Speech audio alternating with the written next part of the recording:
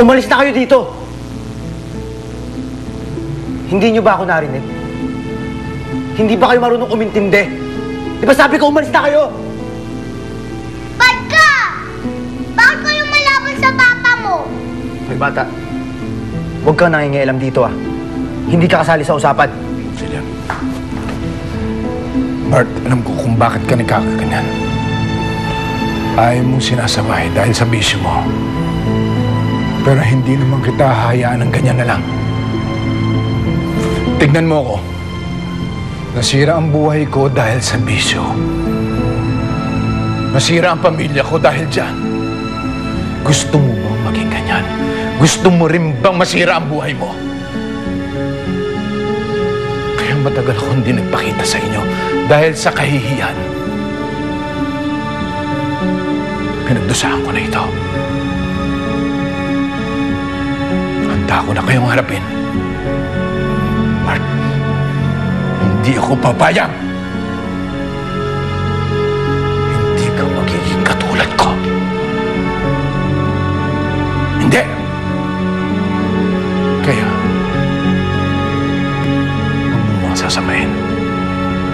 Kung pinagsasabihan kita, naintindihan mo. Pabuti alam nyo nang dahil sa kapabayaan nyo, pati si Mama nawala. Kinailangan niya pang pumunta sa ibang bansa para magtrabaho. Para buhayin kami magkakapatid. Tapos ano nangyari? Sumama siya sa ibang lalaki. Nagkaroon siya ng ibang pamilya. Kailangan namin magulang, hindi pera!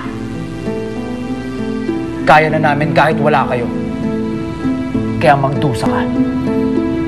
Bart, hindi pa huli ang lahat, Bart. Hindi pa huli ang lahat. Pwede pa natin buuin ang pamilyang ito. Kung gusto nyo kayo na lang, magsama-sama kayo. Ako na lang ang aalis dito.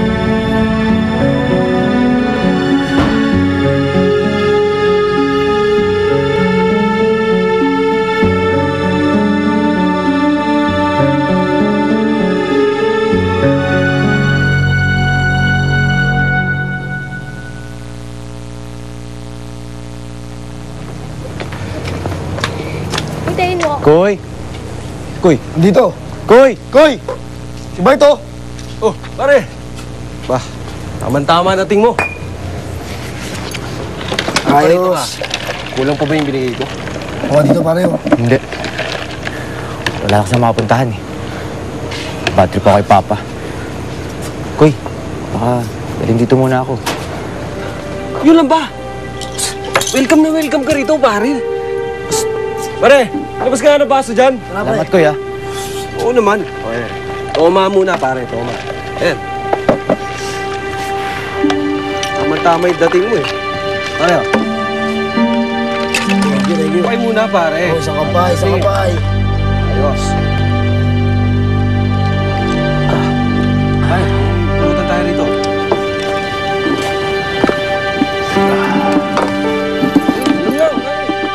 Ano ba naman tong buhay na to?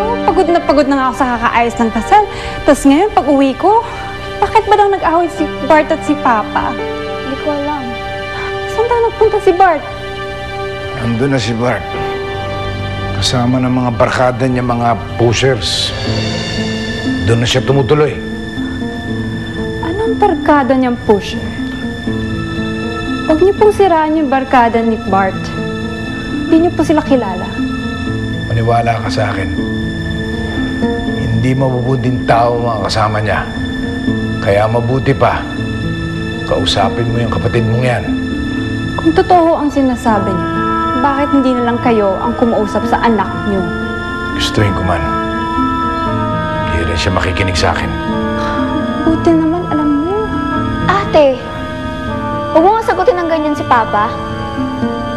Mahal niya kayo ni Kuya, kaya nagmamalasakit siya sa inyo. Anong pagmamalasakit? Ang sabihin mo, nagpipiling magulang lang yan. Kung kailan naman natin hindi kailangan ng magulang. Tama na nga. Kahit matatanda na tayo, Kailangan pa rin natin ng magulang. Kung kriminal lang naman ang magulang ko, di bale na.